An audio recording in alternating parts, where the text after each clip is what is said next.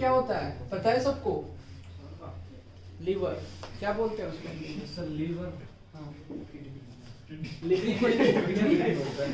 Kidney is another thing. Liver को बोलते हैं यकृत या जिगर।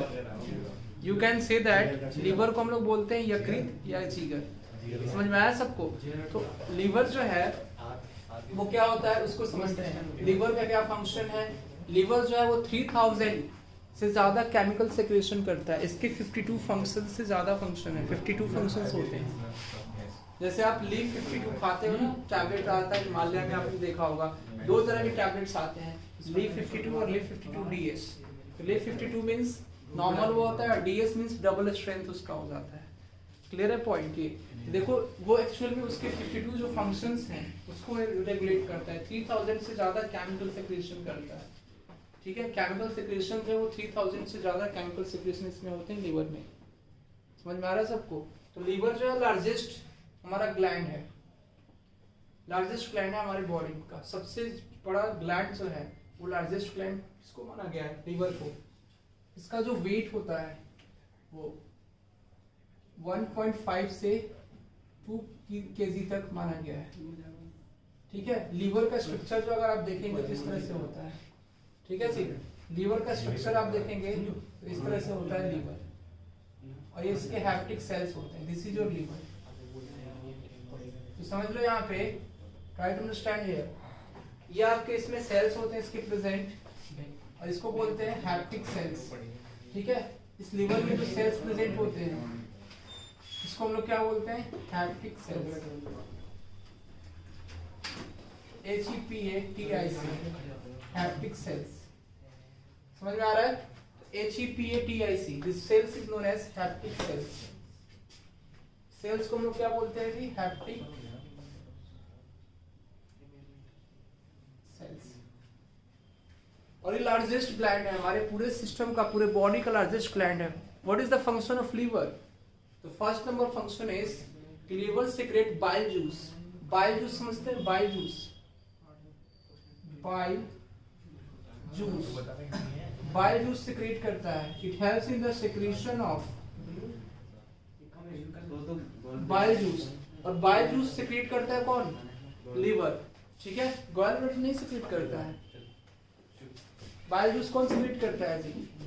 लीवर। तो it is secreted by liver. Bile juice का मीडियम कैसा होता है? Alkaline. PH value, pH value जो होती है इसकी, पीएच वैल्यू बाइल जूस की जो होती है पूछा जाता है 8 to 8.4, मींस ये होता है alkaline. You can say that alkaline means basic. Basic means क्षारीय, क्षारीय अम्लीय, क्षारीय। ठीक है, तो बेसिक मींस क्षारीय होता है। उसका नेचर कैसा होता है जी? अल्कलाइन होता है, क्षारीय होता है। आपको पता है ना, पीएच वैल्यू अगर लेस देन 7 है तो वो एसिडिक होगा, इक्वल टू 7 है तो न्यूट्रल होगा, और ग्रेटर देन 7 है तो वो अल्कलाइन हो जाएगा। ठीक है, अल्कलाइन मींस बेसिक। ठीक है, क्षारीय सबको पता है। तो बाइल जूस का सेक्रेशन कहाँ से होता है? लीवर की से होता है। तो बाइल जूस जो है वो लीवर को सेक्रेट करता है, और ये जो है इसका जो मीडियम होता है कैसा होता है? अल्कलाइन। बाइल जूस कैसा होता है? कैसा कलर का होता है? येलोइश, येलोइश ग्रीनिश फ्लूइड होता है, greenish fluid. This is yellowish greenish fluid, this is secreted by the liver. ये क्या करता है bile juice? Bile juice helps in the digestion of fat present in the food. It helps in the digestion of fat globules present in the food। तो food में जो भी आपके fat globules present होते हैं, ठीक है जी, फैट ग्लोबुल्स मींस जो भी फैट के पार्टिकल्स होते हैं उसको डाइजेस्ट करता है। कौन? जो आपका बाइल जूस होता है। Like emulsification of fats. क्या आपने देखा होगा? मिसल फॉर्मेशन, जैसे सोप में होता है ना, hydrophilic as well as hydrophobic fat. तो जिस तरह से मिसल फॉर्मेशन होता है उसी तरह से ये क्या करता है? बाइल जूस जो इमल्सिफाई करता है। That process is known as emulsification of fat. Emulsify करता है। जैसे मिसल फॉर्मेशन आपने देखा होगा, ये बनता है ना Na+, इस तरह से मिसल फॉर्मेशन होता है। सोप जब झाग देता है, फोम जब रिलीज करता है, इस तरह से मिसल फॉर्मेशन बनता है। ठीक है, तो जस्ट लाइक दिस ऑल्सो जो देखो जो बाइल जूस होता है वो भी सेम एज यहाँ पे मान लो आपके फूड फैट के ग्लोबुल्स हैं, तो फैट के ग्लोबुल्स सेम एज ये इसके बाइल जूस के जो एंजाइम्स होते हैं वो एक्ट करते हैं इस तरह से चारों तरफ से फैट ग्लोबुल्स के ऊपर। इसको क्या करते हैं, ब्रेक डाउन करते हैं। किसमें ब्रेक डाउन करते हैं, फैट ग्लोबुल्स को। लार्जर फैट ग्लोबुल्स को स्मॉलर फैट ग्लोबुल्स में ये कन्वर्ट करते हैं और फिर स्मॉलर फैट ग्लोबुल्स से ग्लिसरॉल में कन्वर्ट करते हैं, ग्लिसरॉल। ठीक है, समझ में आया सबको? अभी आपका हो जाएगा लीवर, तो लीवर सेक्रेट करता है ये, लेकिन बाइल जूस जो है वो स्टोर होता है गैल ब्लैडर में। Bile juice is stored in the gall bladder. Clear है सबको? This point is clear to you और नॉट? बाइल जूस जो है कहाँ स्टोर होता है, गैल ब्लैडर में, और गैल ब्लैडर जो है रिलीज करता है उसको कहाँ पे, at the junction of a small intestine and as well as stomach, that is known as a sphincter of Oddi. आपको बताया था ना स्फिंक्टर ऑफ ऑडियाई, जो जंक्शन होता है stomach as well as small intestine का, उसको क्या बोलते हैं, स्फिंक्टर ऑफ ऑडियाई। और स्मॉल इंटेस्टाइन का जो सबसे ऊपर मोस्ट पार्ट होता है जिसकी लेंथ होती है 20 to 25 centimetre, duodenum. Small intestine के कितने पार्ट्स होते हैं बताए थे आपको, duodenum, jejunum and ileum. Duodenum उसका क्या होता है, सबसे फर्स्ट मोस्ट पार्ट होता है। ठीक है, कौन सा पार्ट होता है, सबसे फर्स्ट मोस्ट पार्ट होता है, इसको बोलते हैं ड्यूडेनम। उसकी लेंथ कितनी होगी, 20 to 25 सेंटीमीटर। तो वहां पे आपका ये बाइल जूस का भी जंक्शन होता है और पैनक्रियाटिक जूस का भी जंक्शन होता है। पैनक्रियाटिक जूस में भी 3 एंजाइम्स होते हैं, आपको बताए थे। तो ये बाइल जूस का हो गया, समझ में आया? तो it helps in the digestion of fat present in the food, fat globules present in the food. Clear है? किसी को कोई डाउट इसमें? Next point of this is, try to understand the next point of this. Yes, concentrate here. जो भी extra urea हमारे body में present होता है, ठीक है, या अमीनो एसिड प्रेजेंट होता है, extra amino acid. For example amino acid कैसे मिलता है आपको, प्रोटीन से। प्रोटीन का जब डाइजेशन होता है तो प्रोटीन जो इसमें कन्वर्ट होता है पेप्टोन्स में या पॉलीपेप्टाइड्स में, आप बोल सकते हैं पॉलीपेप्टाइड्स में कन्वर्ट होता है। पॉलीपेप्टाइड्स फर्दर वो पेप्टोन्स में कन्वर्ट होते हैं और पेप्टोन्स में कन्वर्ट होने के बाद वो फर्दर जब उनका कंप्लीट डाइजेशन होता है, कंप्लीट ब्रेकडाउन होता है पॉलीपेप्टोन्स का, तो वो कन्वर्ट होते हैं अमीनो एसिड में। तो अगर आपने काफी ज्यादा प्रोटीन ले लिया, सपोज आपने जो है काफी ज्यादा प्रोटीन कंज्यूम कर लिया, जैसे होता है ना जो भी ह्यूमंस या जो भी पर्सन्स कंज्यूम करते हैं काफी ज्यादा प्रोटीनस फूड, जिसमें the food which is rich in protein, तो उनके बॉडी में प्रोटीन ज्यादा अमाउंट होगा। अगर प्रोटीन का अमाउंट ज्यादा होगा तो जो प्रोटीन को डाइजेस्ट करने वाले एंजाइम्स हैं वो काफी ज्यादा एक्टिव होने चाहिए। कौन कौन से एंजाइम्स प्रोटीन को डाइजेस्ट करते हैं जो हमारे बॉडी में प्रेजेंट होते हैं? डाइजेस्टिव ट्रैक्ट उसको बोलते हैं, डाइजेस्टिव ट्रैक्ट में प्रेजेंट होते हैं। कौन कौन सा? फर्स्टली जो है प्रोटीन का डाइजेशन कहाँ होता है? फर्स्टली जो है प्रोटीन का डाइजेशन कहाँ होता है? What is this? Digestion of food कहाँ से स्टार्ट होता है? माउथ से। कौन सी एंजाइम डाइजेस्ट करती है? Salivary amylase. उसका दूसरा नाम क्या है? रिवाइज नहीं करते इसका मतलब। यस, प्रोटीन का डाइजेशन कहाँ होता है जी? हाँ, स्टार्ट कहाँ पे होता है? और कौन कौन से एंजाइम्स प्रेजेंट होते हैं जो प्रोटीन का डाइजेस्ट करते हैं? माउथ में स्टार्ट होता है प्रोटीन का डाइजेशन। मतलब डाइजेशन तो वहीं से स्टार्ट होता है। प्रोटीन का डाइजेशन हम पूछ रहे हैं, स्मॉल इंटेस्टाइन में प्रोटीन का डाइजेशन होता है। कितने लोग कह रहे हैं स्मॉल इंटेस्टाइन में होता है? स्टमक के 3 पार्ट्स आपको बताए थे, याद है? Fundic stomach, body of the stomach और पाइलोरिक स्टमक, बताया था ना आपको 3 पार्ट्स। और उसका कैसा बताया था स्ट्रक्चर? जे शेप्ड स्ट्रक्चर होता है स्टमक का। सब तो एक्सप्लेन किया था आपको इतना अच्छे से। What is this? यस, कहाँ होता है प्रोटीन का डाइजेशन? ये क्वेश्चन आते हैं एग्जाम में। किडनी में होता है सर। तो देखो भी यहाँ पे ट्राई टू अंडरस्टैंड हियर कि प्रोटीन का डाइजेशन सबसे पहले जो है स्टमक में होता है। और स्टमक में जब गैस्ट्रिक ग्लैंड्स स्टमक के प्रोड्यूस करते हैं, कौन कौन से? चीफ सेल जिसको बोलते हैं जाइमोजिन सेल, रेडियल सेल्स। आपको सेल्स के बारे में बताए थे स्टमक के, तो उसमें गैस्ट्रिक ग्लैंड से गैस्ट्रिक जूस सिक्रीट होता है। गैस्ट्रिक जूस में क्या होता है जी? HCl होता है, हाइड्रोक्लोरिक एसिड। और क्या होता है? पेप्सिनोजेन एंजाइम, बताए थे। पेप्सिनोजेन एंजाइम में 2 होते हैं, कौन कौन से? पेप्सिन और रेनिन। पेप्सिन क्या करते हैं? प्रोटीन को डाइजेस्ट करते हैं, जो भी फूड में प्रोटीन प्रेजेंट होता है उसको डाइजेस्ट करते हैं। किसमें? पॉलीपेप्टाइड्स में और पेप्टोन्स में डाइजेस्ट करते हैं, आपको बताए थे ये चीज। उसके बाद उसमें प्रेजेंट होता है रेनिन एंजाइम। रेनिन एंजाइम क्या करता है? कैसिनोजेन को कन्वर्ट करता है। किसमें? कैसीन में। कैसिनोजेन क्या होता है? एक तरह का प्रोटीन होता है, it is a type of protein which is found in milk. जो मिल्क में पाया जाता है प्रोटीन उसको बोलते हैं कैसिनोजेन, उसको वो कैसीन में कन्वर्ट करता है। ये पिछले क्लास में आपको बताए थे ना ये सब पॉइंट। तो जो एक्सेस प्रोटीन लेते हैं उसके बॉडी में क्या होता है, एक्सेस अगर आप प्रोटीन लेंगे तो बॉडी में एमिनो एसिड्स का फॉर्मेशन काफी ज्यादा हो जाएगा, और बॉडी में एमिनो एसिड्स का अगर काफी ज्यादा फॉर्मेशन हो जाएगा तो वो आपके बॉडी से बाहर भी निकलना चाहिए। तो बाहर निकालने का जो काम करता है वो लीवर करता है। लीवर जो है वो एक्सेस एमिनो एसिड को, आपके बॉडी में जो एक्सेस एमिनो एसिड है, क्लियर है point,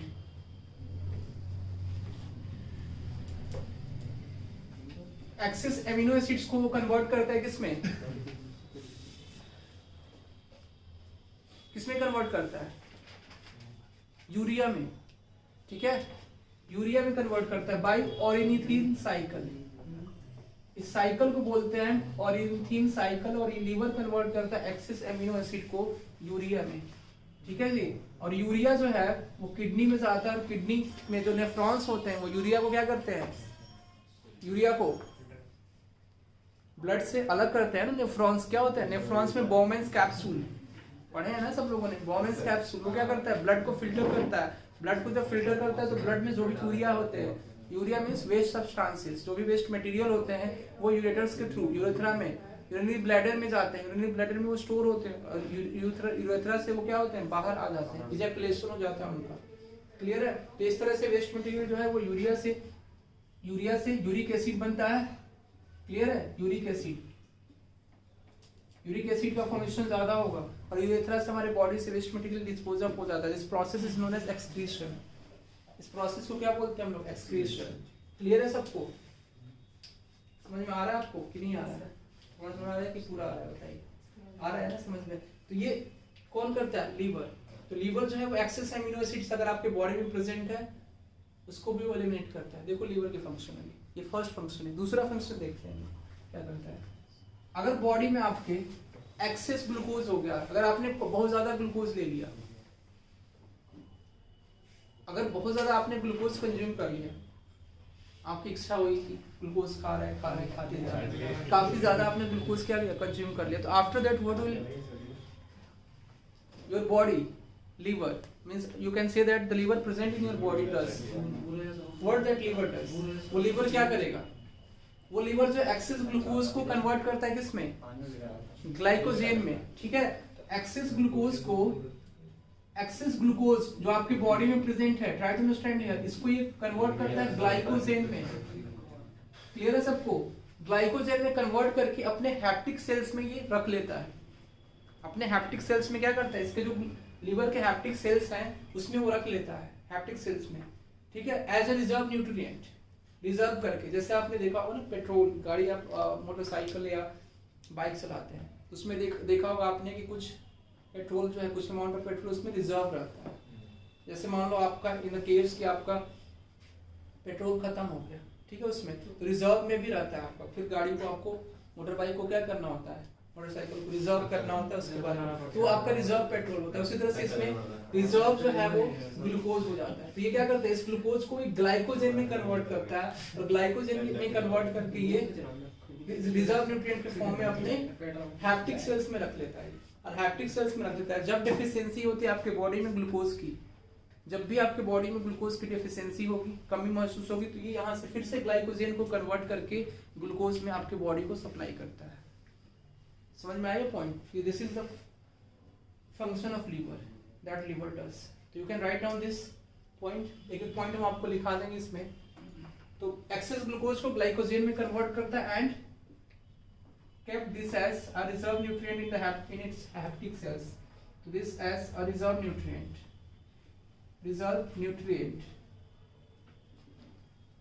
in its haptic cells.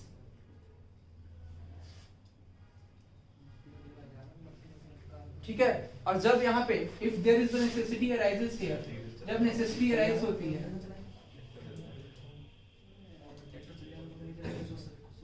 जब नेसेसिटी अराइज होती है, ठीक है जी, when the necessity arises, जब भी नेसेसिटी अराइज होती है, इस केस में क्या होता है समझते हैं। तो ये फिर जो है ग्लाइकोजेन को किसमें कन्वर्ट करता है, ग्लूकोज में, and it supplied to our body, ठीक है, it supplies to our body.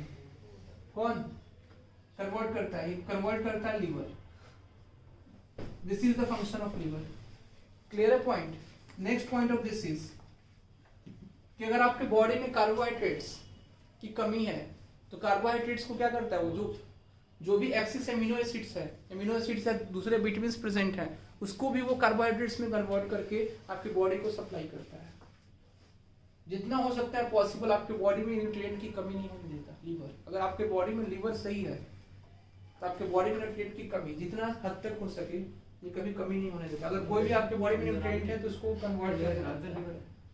जो आपके बॉडी को जरूरत है जिस न्यूट्रिएंट की चाहिए उसमें वो कन्वर्ट करता है लीवर। अगर आपका लीवर अच्छा है तो बॉडी के बहुत सारे फंक्शन आपके सही है। ठीक है, तो समझ में आइए पार्ट। अब क्या करता है लीवर, और भी इसके फंक्शंस हैं। समझ में आ रहा है ये part? Next part of this समझिए यहाँ पे विटामिन्स। विटामिन्स अगर एक्सेस विटामिन्स होते हैं तो ये भी अपने सेल्स में क्या करता है, स्टोर करके रखता है। जो एक्सेस विटामिन्स हैं, vitamin A, vitamin B, vitamin C, vitamin उसको बोलते हैं vitamin A as you can say, vitamin B as well as vitamin C. उसके बाद जब भी नेसेसिटी अराइज होती है आपके बॉडी में वो उसको क्या करता है, सप्लाई करता है, vitamin A, vitamin B, vitamin C.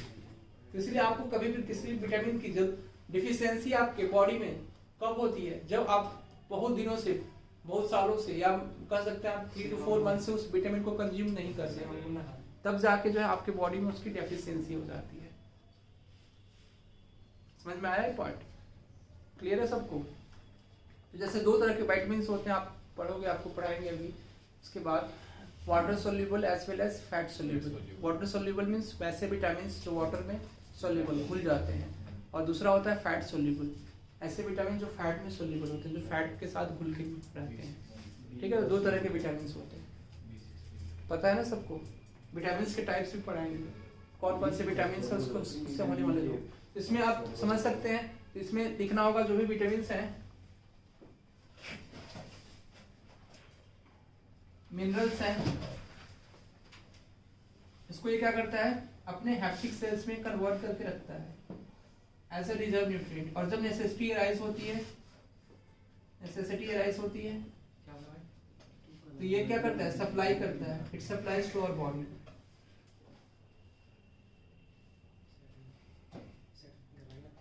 It supplies to our body. This point is clear to you or not? अब देखो, समझे यहाँ पे, try to understand here. जो ब्लड क्लॉटिंग होता है, तो ब्लड क्लॉटिंग आपको पता है, ब्लड क्लॉटिंग कैसे होता है, विटामिन के हेल्प से। अगर बॉडी में आपके विटामिन के प्रेजेंट होंगे तभी ब्लड क्लॉटिंग होगी। इसलिए कि विटामिन के जो है फाइब्रिनोजन के साथ मिक्स होकर फाइब्रिनोजन से निकलता है फाइब्रिन। ठीक है जी, फाइब्रिन। समझ में आ रहा है? तो उसके बाद जो है वो थ्रोम्बोप्लास्टिन, थ्रोम्बिन जो एंजाइम होता है वो किससे रिलीज होता है, लीवर से। ठीक है जी, तो वो लीवर ही थ्रोम्बोप्लास्टिन, थ्रोम्बिन जो एंजाइम होता है जो सेक्रेट करता है फाइब्रिनोजन को, और फाइब्रिनोजन को सेक्रेट करता है, और उसके बाद जो है वो फाइब्रिनोजन को जब सेक्रेट करता है तो ब्लड प्लेटलेट्स के साथ मिलके in the presence of vitamin K blood clotting होता है। This point is clear to you और नॉट? सबको क्लियर है पॉइंट? समझ में आ रहा है? तो वो कौन, लीवर प्रोड्यूस करता है। Liver produce thromboplastin, that is known as thrombin enzyme which helps in the production of fibrinogen that helps in the blood clotting. Clear है? इसके साथ मिलकर विटामिन के और प्लस ब्लड प्लेटलेट्स का भी प्रेजेंस होना चाहिए। विटामिन के क्या करता है, विटामिन के ही हेल्प करता है फाइब्रिनोजन को प्रोड्यूस करने में, फाइब्रिन को प्रोड्यूस करने में। क्लियर है? विटामिन के को ही वो क्या करता है, विटामिन के से ही लीवर जो है वो बनाता है फाइब्रिन, जिसको बोलते हैं फाइब्रिनोजन। तो इन द प्रेजेंस ऑफ थ्रोम्बोप्लास्टिन या थ्रोम्बिन एंजाइम। क्लियर है सबको? तो ये पार्ट जो है वो लीवर का है, जो लीवर परफॉर्म करता है। समझ में आया सबको कि नहीं आया? Okay, next part of this is, okay 1 minute, okay write down this part and will proceed to the next part of this.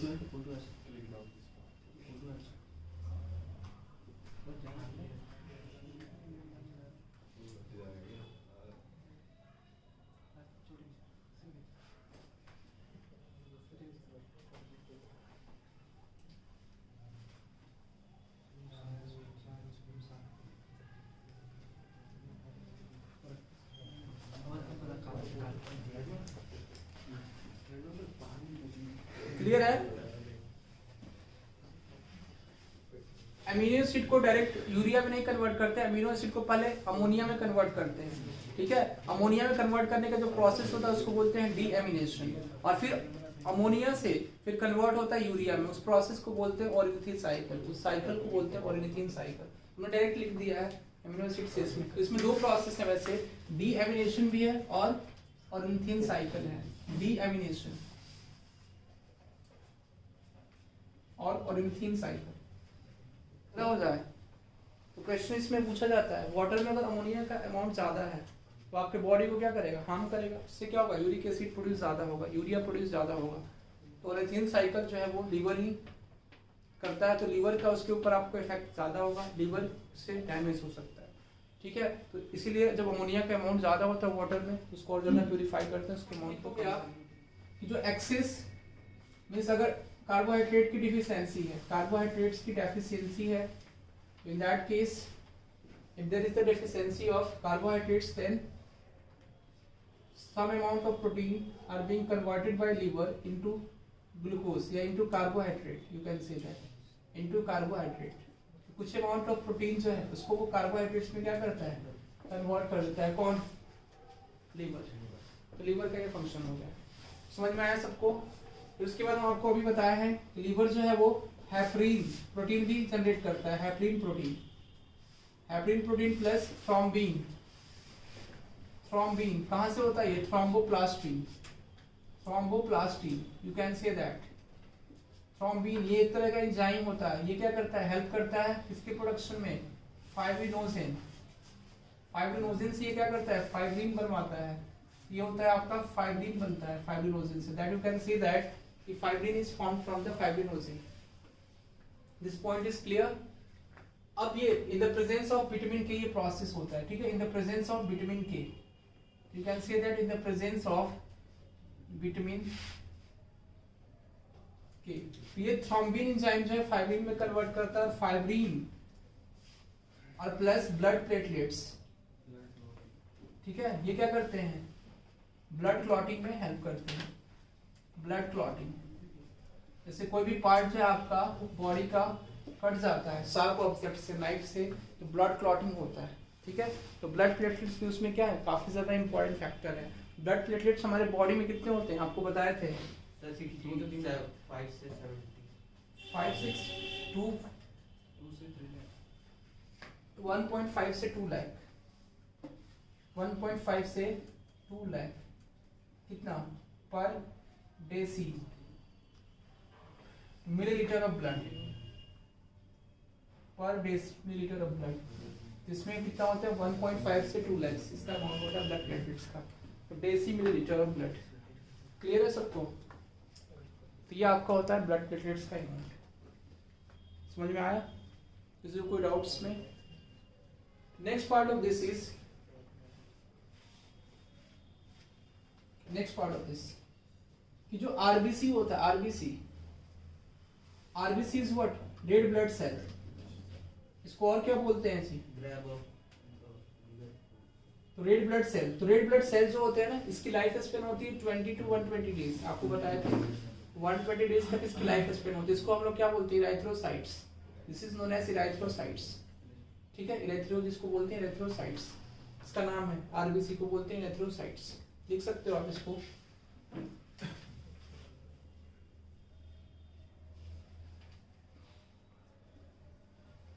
अभी क्या होता है, रेड ब्लड सेल्स जब इसकी लाइफ स्पेन जो है वो फिनिश हो जाती है 120 डेज, तब इसको भी कोई होगा जो क्या करता होगा, फिनिश करता होगा। अदरवाइज ये कहीं कुछ और सेल्स को डिस्ट्रॉय कर दिए, कहीं बॉडी में रह गए रिमेनिंग, कंप्लीटली इनका डिस्ट्रक्शन नहीं हुआ। तो कंप्लीटली अगर डिस्ट्रक्शन नहीं होगा तो उस केस में कोई भी अदर बॉडी सेल्स को डैमेज कर सकते हैं। इसीलिए लिवर क्या करता है, इसको डिस्ट्रॉय करता है। Liver destroy the RBC present in our blood, so it is also known as the grave of the RBC. इसको हम लोग बोलते हैं ग्रेव है, grave. This is known as the grave of the RBC. Grave of the RBC means what, कब्र। Grave को बोलते हैं हम लोग कब्र, ग्रेव ऑफ द आरबीसी। तो इसीलिए जो भी पर्सन सुसाइड करते हैं या जिनकी डेथ पॉइजन को कंज्यूम करने से होती है, ठीक है, तो उसका भी पता जो है वो कहाँ से लगता है, लीवर से। लीवर क्या करता है, लीवर हेल्प करता है डिटॉक्सिफिकेशन में, liver helps in detoxification process. जो भी हमारे बॉडी में एलिमेंट्स हैं, एक्स्ट्रा वेस्ट मटेरियल जो हार्मफुल हैं, उन सबको हमारे बॉडी से एलिमिनेट करता है कौन, लीवर। तो लीवर हेल्प करता है डिटॉक्सिफिकेशन में। तो लीवर ही हमारा एक ऐसा ऑर्गन है कि जो हमारे बॉडी को डिटॉक्स करता है। डिटॉक्स मीन्स जो भी हार्मफुल केमिकल्स हैं हमारे बॉडी से एलिमिनेट करता है, ठीक है। It helps in throwing the all harmful chemicals and substances which are present in our body from our body, ठीक है। So it helps in disposing out all the waste material, harmful chemicals present in our body. So this helps in liver, helps in the detoxification process, helps in detoxification process. Detoxification process, you can see that. इसीलिए जो भी detoxification करता है, तो इसलिए जो भी person consume करता है जैसे पॉइजन या कोई भी ऐसा पॉइजन सब्सटेंस, तो एक क्लू होता है उसका। जब भी पोस्टमार्टम उस पर्सन का किया जाता है तो उसके लीवर को चेक करता है डॉक्टर। लीवर को चेक करने के बाद ये बता पाता है कि उसकी डेथ जो है वो पॉइजन कंज्यूम करने से हुई है। तो liver is an investigating clue organ there.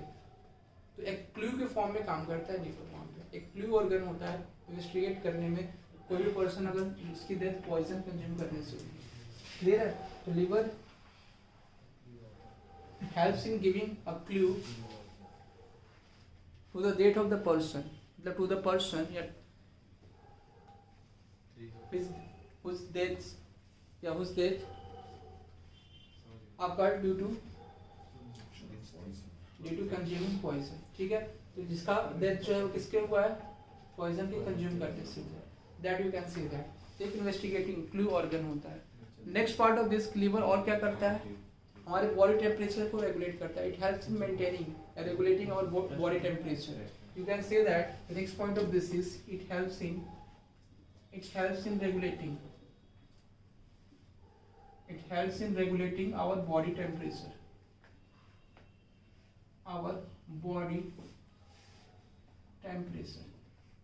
This is all about the liver that we have studied. इससे ज़्यादा नहीं पूछा जाता, बस इतना ही सफिशिएंट है। ऐसे तो इसके 3000 केमिकल सेक्रेशन होते हैं, 52 फंक्शंस हैं, जिसमें से इंपॉर्टेंट फंक्शंस थे वो आपको बताए हैं, ठीक है ना। Next point of this is pancreas. समझ में आया सबको? किसी को कोई डाउट? इसमें लिख सकते हैं आप, इसमें डिटॉक्सिफिकेशन प्रोसेस के बाद आप पूछ सकते हैं आगे। आपको समझ में आ रहा है? आपको आ रहा है? यस, यू टेल मी, आपको आ रहा है? Okay. Next part of this is pancreas.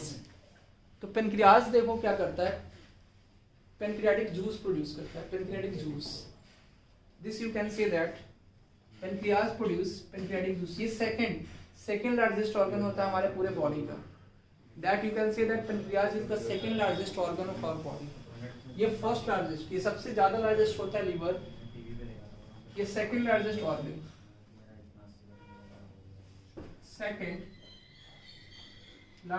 Organ, of our body.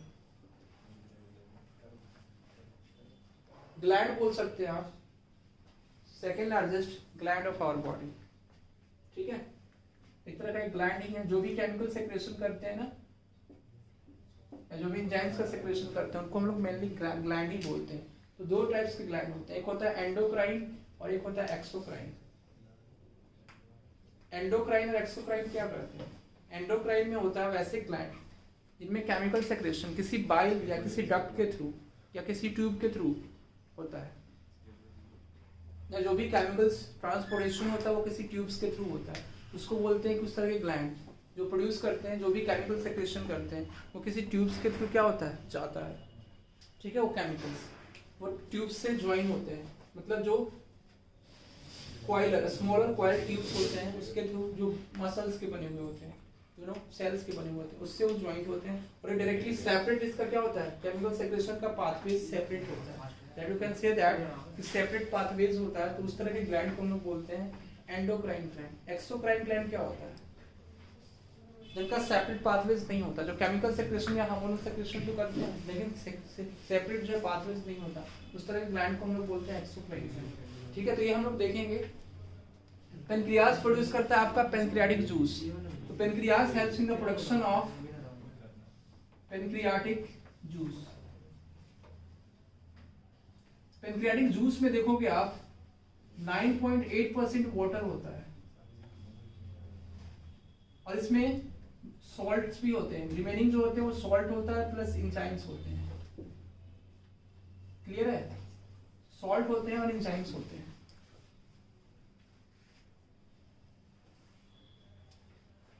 This point is clear to all of you और नॉट? क्लियर है। अब देखो सॉल्ट और एंजाइम्स भी इसमें प्रोड्यूस होता है, 9.8% वाटर होता है। एंजाइम्स क्या करते हैं, एंजाइम्स बताया था आपको बायोकैटलिस्ट होते हैं। Enzymes are the biocatalyst which helps in the process of food digestion, yeah, which helps in the digestion of food, that you can say, which helps in the digestion of food. Enzymes are a biocatalyst which helps in the digestion of food, that you can say. This point is, you can say that there are 3 enzymes present in the pancreatic juice. Pancreatic juice में कितने enzymes present होते हैं? 3 enzymes. 3 enzymes. Clear है?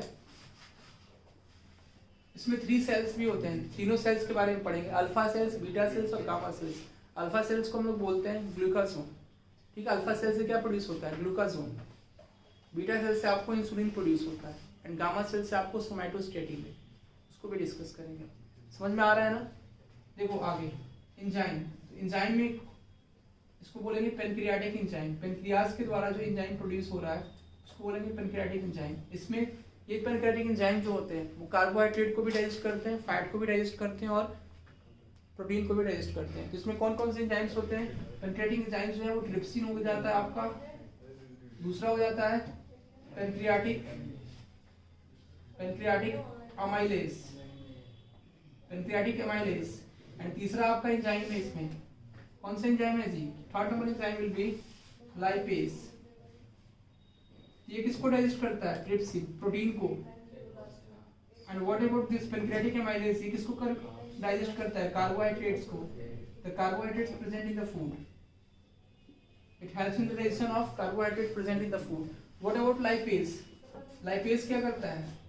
Lipase जो है वो fat को digest करने में हेल्प करता है। These 3 are the pancreatic enzyme present in the enzymes.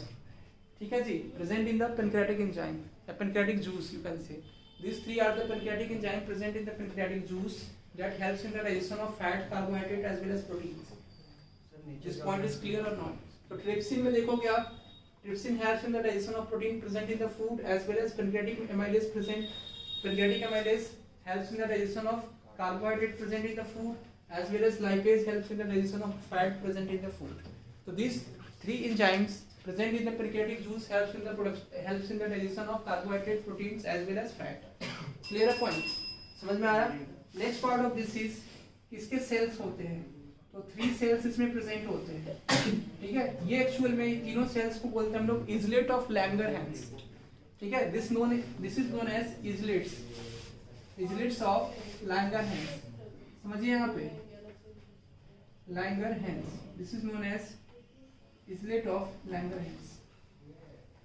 तो 3 सेल्स में कौन कौन से होते हैं? First number is alpha cells, that you can say alpha cells. Second number part is beta cells and third number part is gamma cells.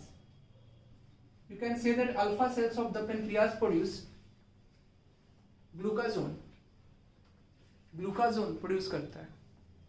ठीक है, beta cell क्या प्रोड्यूस करता है? Insulin. This is known as glucagon. And insulin ये क्या करता है? Somatostatin. ये लिख लो, उसके बाद बताएंगे नेक्स्ट क्लास में ग्लूकागोन का क्या फंक्शन है, क्या करता है ग्लूकागोन। इंसुलिन क्या करता है पता है ना आपको? डायबिटीज जो डिजीज है, डिजीज जो है ना वो भी डिस्कस कर देंगे यहाँ पे आपको। Insulin as well as gamma cell somatostatin. सबको समझ में आ रहा है? इसको बोलते हैं इजलेट्स ऑफ लैंगरहैंस। पेनक्रियाज के, ठीक है। तो इंसुलिन जो है पेनक्रियाज के द्वारा प्रोड्यूस होता है, जिसमें टाइप 1 डायबिटीज, टाइप 2 डायबिटीज, इसको भी डिस्कस करेंगे। इसलिए कि डिजीज भी काफी ज्यादा इंपॉर्टेंट है, आते हैं एग्जाम में आपके, फ्रिक्वेंटली पूछे जाते हैं एग्जाम में डिजीज। क्लियर है ना? This point is clear to all of you और नॉट? काफी ज्यादा इंपॉर्टेंट है ये, ह्यूमन फिजियोलॉजी का पोर्शन काफी ज्यादा इंपॉर्टेंट है, हमेशा एग्जाम में पूछा जाता है। Yes, you tell me. Pancreatic juice का नेचर क्या होता है? पैनक्रियाटिक जूस का नेचर, यस, अल्कलाइन होता है। 7.6 से 8.6 इसकी पीएच वैल्यू रेज करती है। 7.6 से 8.6 you can say that alkaline fluid होता है।